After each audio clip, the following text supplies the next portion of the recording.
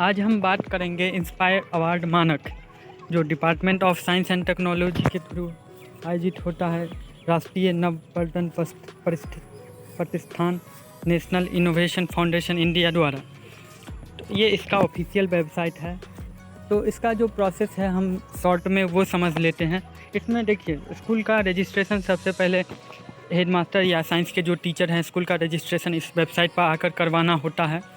उसके बाद ज़्यादा से ज़्यादा 5 बच्चों का प्रोजेक्ट, कोई भी प्रोजेक्ट हमारे लोकल जो समस्या है उसका सॉल्यूशन लेकर, या फिर कोई भी नवाचार, इसके बारे में एक साइनोफिसिस लिखना है, उसका एक पिक्चर बनाना है, 1.5-2 पेज का एक नोट टाइप का लिखना है और उसका एक पिक्चर बनाना है और अपलोड करना है। अपलोड करने के बाद 1 से 1.5 मंथ के अंदर इसका रिज़ल्ट आता है। रिज़ल्ट आने में रिज़ल्ट जो आता है उसमें करीब 1 लाख बच्चों को चयन किया जाता है।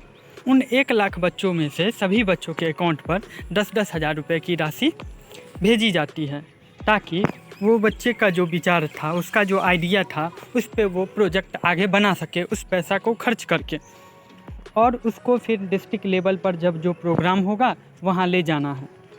तो आइए हम बात करते हैं इसका और आगे क्या प्रोसेस है। तो सबसे पहले इसमें ज़रूरी बात क्या है, बच्चों का अपना अकाउंट नंबर होना चाहिए, अपना उसका अकाउंट नंबर होना चाहिए। बच्चे का जो प्रोजेक्ट होना चाहिए वो कोई बड़ा विषय पर नहीं होना चाहिए, जो मतलब जैसे स्वच्छता अभियान, इतना बड़ा विषय नहीं लेना है।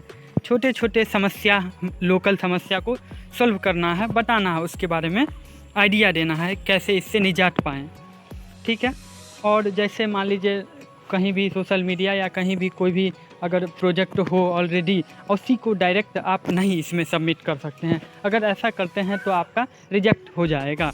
तो ध्यान रखें, कुछ न्यू आइडिया होना चाहिए और बेसिक लेवल से स्टार्ट करना है, सोचना है, समझना है। कक्षा 6 से लेकर 10 तक के छात्रों के लिए ये होता है। कल एक लेटर आया है बिहार शिक्षा परियोजना परिषद द्वारा, तो उस लेटर में आप देख सकते हैं इंस्पायर अवार्ड मानक योजना के EMIAS पोर्टल पर शैक्षणिक सत्र 2021 से 22 में कक्षा 6 से 10 तक के सभी विद्यालयों से IT के नवाचारों के ऑनलाइन आवेदन अपलोड करने के संबंध में। तो देखिए 15/7/2021 को डेट निकला है, जो आप अब रजिस्ट्रेशन कर सकते हैं स्कूल का, और बच्चों का जो आइडिया है आप सबमिट कर सकते हैं। इसका जो ऑफिशियल वेबसाइट मैंने बताया उस पे जाके, तो यहाँ आप पढ़ सकते हैं। जैसा कि अवगत है कि योजना के अंतर्गत कक्षा 6 से 10 के सभी प्रत्येक विद्यालय के छात्र, चाहे सरकारी हो या निजी हो, किसी के रजिस्ट्रेशन हो सकता है। उसके बाद वहाँ के 5 बच्चों का, ज़्यादा से ज़्यादा, कम से कम 1-2 बच्चों, ज़्यादा से ज़्यादा 5 बच्चों का आपको अपलोड करना है। लास्ट डेट देख रहे हैं यहाँ।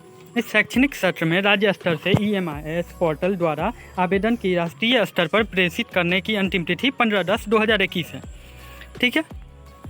इसमें आपको यहाँ दिख रहा होगा, प्रत्येक चयनित नवाचार पर आधारित मॉडल निर्माण हेतु विद्यार्थियों के खाते में विज्ञान एवं प्रौद्योगिकी विभाग द्वारा DBT डायरेक्ट बेनिफिट ट्रांसफ़र के माध्यम से 10,000 रुपया की राशि हस्तांतरित की जाती है। इसके अलावा आपको एक सर्टिफिकेट भी मिलेगा। वो सर्टिफिकेट जो रजिस्ट्रेशन किया है स्कूल, उसके यूज़र ID और पासवर्ड के द्वारा होगा, तो वो आपको प्रधानाध्यापक महोदय व्यवस्था करवा देंगे। वो सर्टिफिकेट आपको वेबसाइट से ही लेना होगा, उसका आप प्रिंट आउट निकलवा सकते हैं, ठीक है। सर्टिफिकेट कैसा होता है हम अभी दिखा रहे हैं आपको। देखिए, सर्टिफिकेट कुछ इस टाइप का होगा। Department of science and technology, राष्ट्रीय नव प्रवर्तन प्रतिष्ठान भारत, इंस्पायर अवार्ड मानक, सर्टिफिकेट ऑफ अवार्ड। ये पिछले साल का एक स्टूडेंट है, मैंने करीब 15 स्टूडेंट को तैयार किया था, उसमें से 11 स्टूडेंट बिहार के दरभंगा डिस्ट्रिक्ट में स्थित बेनीपुर ब्लॉक से चयनित हुआ। ये जस्ट पिछले साल का है।